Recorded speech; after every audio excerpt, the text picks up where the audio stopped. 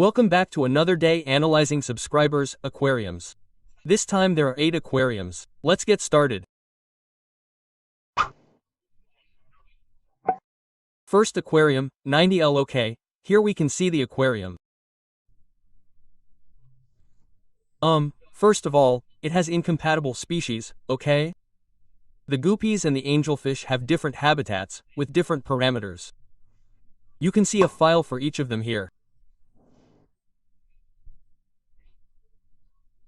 And what I would also tell you is that I really like this cryptocorean forest, but it is true, let's see, that here in this back part one would have also put, the Belesnaria that would have grown in this back part, leaving the whole back part covered with this plant and the cryptocoreans in the front part, since they are plants that, as you can see, grow very low, and here you are losing a bit of space, losing depth. Still, the aquarium is very good, very clean, very pretty, easy to maintain. The fish have space to swim, it's cool. Okay, something happened with the next aquarium. As you know, there's a long line. You send me lots of photos, lots of videos. So, when this subscriber sent me his aquarium, it was in a certain shape, okay? In a certain shape. What's wrong? Several weeks have gone by, even a few months have gone by. So, this aquarium has been renovated. It had some problems, it has corrected them, and he sends us how that aquarium has evolved. So, I found it very interesting. So first I'm going to show you what the aquarium was like before and how it looks now.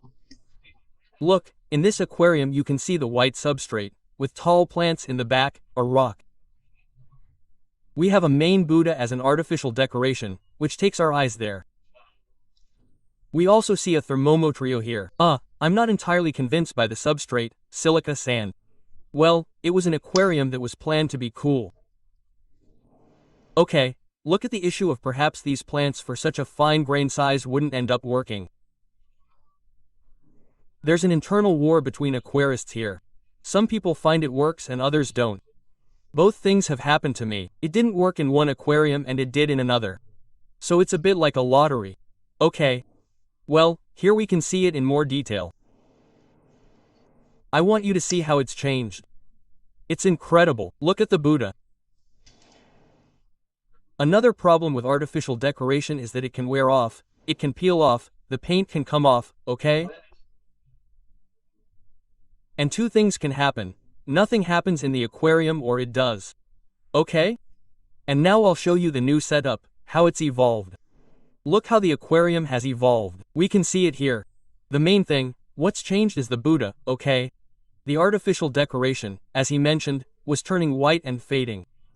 That could end up in the water column. Well, it ends up in the water column and could affect the fish. So the change was very, very good, very successful. I really like the trunk in general. I mean, it's very well chosen. I like how, well, it's in harmony with the aquarium. I really like the change. Let me know in the comments what you think of this change. For me, it was better. Of course, I can see that the thermometer is still there, right? Oh, that's still there. I would put it in the back, okay? As you can see, there's room here, so you could still see the temperature, but it wouldn't be in the main plane. There's one thing that's true, the pH is a little high. It's true that the beta has just tolerated it, but I would lower it to 7.2. The beta will be even more comfortable. Okay, you can do that. I don't know what kind of water you use, but if you mix tap water with distilled water or bottled water with a lower pH, you'll be able to lower that pH. Another thing is the KH issue. You say KH 80. I don't know if you meant 8, because 80 seems crazy to me. I don't think there are even tests that measure so many high values. So check that test. And above all use drop tests, okay? It's very important that you use drop tests. The next aquarium is a 50L aquarium and the owner tells us the following.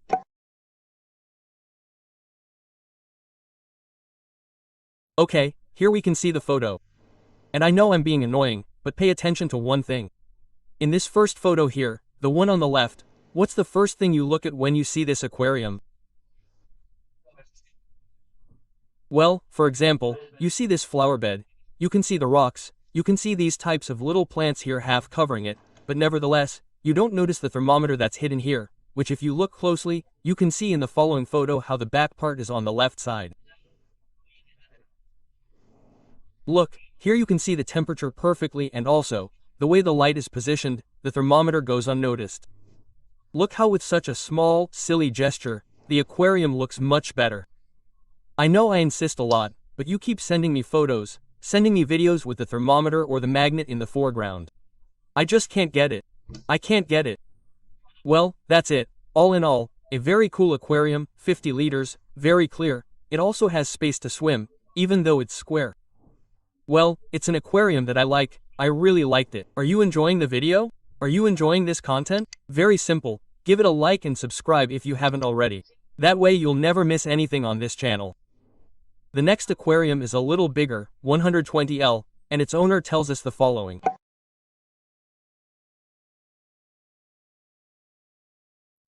Okay, he sent us the video, here we are watching it. Very important, very important. Look at these bucephalandras, they are buried. You should never bury Anubias or bucephalandras, because the rhizome rots and the plant dies. So I think I already told you this in the email, but I'm emphasizing it for those of you who are watching this video. These Anubias, these bucephalandras, better said, outside, I mean, you have to tie them to a rock, to a log and let them bury the roots themselves if they want, but always dig up the rhizome because otherwise they die. I really like the detail of the cocoa, it's very well made, very well placed. In fact, I think there was another one here on the left. Well, look at the Ramirezi, it's really nice. I mean, what a cool yellow color. It's big. Here, look at what I was telling you about the cocoa. The area was also very well chosen. Here we can see the cryptocorynes with a little bit of algae, which, well, you have to fight a little against those algae. I'm going to leave you a guide to algae up here. And well, it's a pretty cool aquarium. Here we can see the neons. The rocks are jarring, I'm sure. This one is calcareous, but these here, based on their shape and color, I would say they are calcareous, so be careful with the pH, since the fish it has are Amazonian fish with pHs between neutral and acidic, okay? And well, here I put this bucephalandra very well placed on the trunk, on the rock, okay? I always have them too, okay? Here we can see the light, okay? I calculated before, it would come out to about 25 lumens per liter. It's very low for an aquarium, it's very low in short, okay? So this aquarium could be considered or is considered low-tech, okay? Because you have very little lighting. Even so, the plants look green, they look good, so it's perfect. I wouldn't add more light, at least not for the plants you have. I mean, look how green. I mean, they have a nice green. You can't see any lack of light, okay? You can't see any lack of light. The next aquarium is even a little bigger, 250L, okay? First of all, congratulations on that change or wanting to change from an internal filter to an external filter, okay? The aquarium will notice it a lot, you'll see it too. The water is purer, cleaner and without a doubt, for such a large aquarium, an external filter is necessary. It's necessary, okay? That change is incredible. I love it and I advise you to save well and buy a good filter, a good brand filter. Don't buy just any old thing because in the end you'll be throwing money away. Since you're saving, save and buy a good one. Then here we can see the aquarium. I really like the typical, well, Amazonian one. I have plenty of Pleiades and Goopy. These ones here, okay? Well, as we can see, you have angelfish, you have neons, they are incompatible fish, okay? They are fish that require other care, other parameters, okay? But anyway, having said that, here we can see the thermometer which, well, with the silicone this is half transparent, it has just been hidden, but it's not completely hidden. If it has room on the back side, I would put it a little bit there between the ambulatories and when they grow they will cover it and it will be more hidden. And the aquarium, as you can see, looks great, it looks big, it looks very good. Decorating such a large aquarium is very difficult. I don't have large aquariums, precisely because I wouldn't know how to set them up, and I really like this one, especially the logs, okay? Then, as I've said in some other aquariums, this little rock here, I'm not sure if it's calcareous or not, but keep an eye on that, keep an eye on the parameters. And well, here we can see, he sends us another photo, okay, with the log a little closer, with the little details of the plants. I really like this aquarium, I really did. The next aquarium is smaller, 56L. Here we can see the photo, a photo seen from above.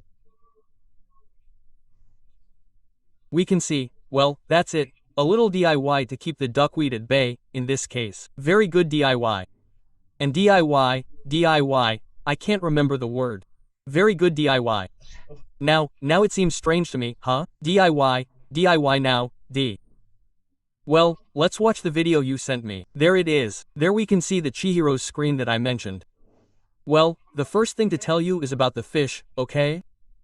We see that you have neons and you have mullets or even platies, okay? These are fish that don't share parameters, okay? Apart from the mullets for 56L, I see it very small, they are fish that grow a little. I would put them from 100L and that's it. I would leave the neons in this aquarium. Then you can also see that, the dropper, the thermometer, how it is in the back, which I know is very heavy, but it really changes the view of the aquarium. You can see it for yourselves when there are aquariums where you can't see these devices. Here we can also see the gobies. Look, they've been beating each other up. The gobies have a problem. Well, two problems. The first is that they are caught from the air, that is, from the open air. Sure, of course, they are caught in the wild, they are not raised in aquariums, so you have to be careful with these fish. And the second is that a minimum of 100L is recommended, especially when there's more than one, because males share milk and are a bit territorial. You could see it there. Okay, look, I don't know exactly where it was. Oh, over here. There. Look how it's like, get out of my area. Look, get out of my area. Quote, okay. And well, the aquarium itself, well, it has a little bit of algae, you can see them there, but hey, it's cool. It's a shame about the compatibility of the fish, but even so, 56L, with this square aquarium, the setup is pretty good. It's cool, it's good. A 50L aquarium and its owner tells us this.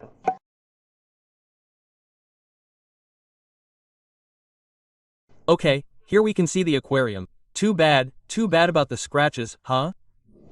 What a pain. But hey, what are we going to do? The deal is also very good, I love it. And things. For example, the screen. Wow, this curvature is easily 1 centimeter. It scares me, huh? It scares me. I don't know if it's because you have something on top of it that's leaning on it.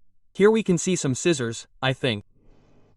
I don't know if this here, which could be another screen, is directly touching the glass or is resting on top of the screen. I don't know, but this curvature, man, I don't like it at all, huh? Watch that, don't let something happen to the aquarium, huh? What else? The plants thing, well, it's cool, I like it. They seem to have a brownish outline, they might have algae. And well, here we can see that you have 2 guppies, at least I see 2 guppies camouflaged here. This here looks like a platy, I'm not sure. Here we can see the little zebras, the heater, well, that's it, camouflaged. Here we can see a skimmer, the dropper, which I would perhaps put a little further back. It's cool. Here we can see the CO2, the magnet issue that may have scratched your aquarium. Well, look, I'm going to take this example. Those of you who always have the magnet on, imagine that you have a kid there, it starts cleaning, very good, pulls towards the gravel, comes up again. Now which one have I scratched by having the magnet there? On top of that, it's ugly, so it didn't do anything. It's better to keep it in the closet. Here's the example. I like the example. I'm sorry for your aquarium, but I like the example. So, what else would I do in this aquarium? Look, the substrate is dark, okay? So, you have 2 options. The plants in the back are very nice, very green. I would put either a white background or a black background. You can choose one of the 2. It will cover the part of the waterfall filters, the tube and such. It will hide it more and the plants will look more attractive. I recommend you try it. Try it, since it's an aquarium that's already set up and it's very large, it might be very difficult to remove it to put vinyl in. You can try it with some cardboard, for example, or something like that.